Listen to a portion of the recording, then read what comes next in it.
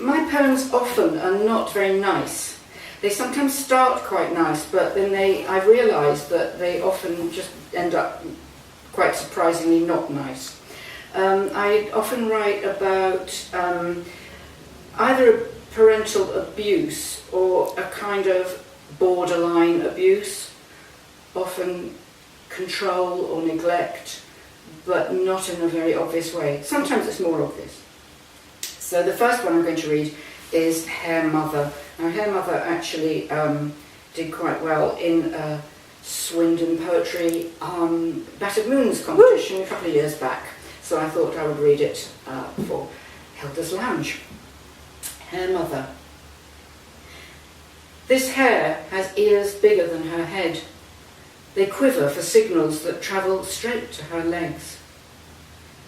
This hare creeps close to the ground. If startled, she will shriek and skitter a zigzag back over her tracks. This hare will not burrow deep. Crouched in a shallow depression, she shrinks out of sight. This hare leaves her babies in separate beds where they lie perfectly still. She visits for one feed a day. They say a hare sprang from the moon with a promise of love and a sack of fertility. This hare will snack on her shit, lunch on her young. And this poem is about a human mother and daughter. A mother and daughter fold sheets. Come close and face me. Take the corners. Hold tight. Walk backwards and feel the tension. You will match my stretch with your diagonal force. Now the other hand. Back and forth. Come to me again and tuck the corners back into my grip. Gather your free edge and surrender it to my grasp. Once more.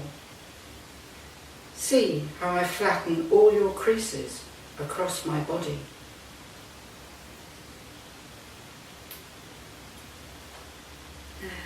This one is called Pool Pictures.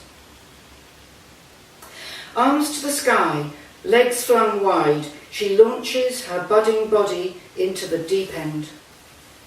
His camera snatches her mid-air.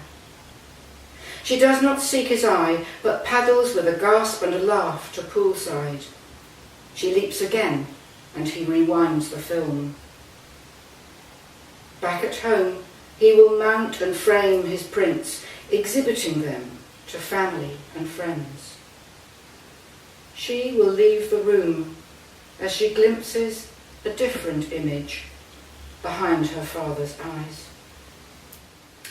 This is in the form of a dialogue. A future particle physicist interrogates his mother. What's under the pavement? Earth. What's under the earth? More earth. What's under that earth? Rock.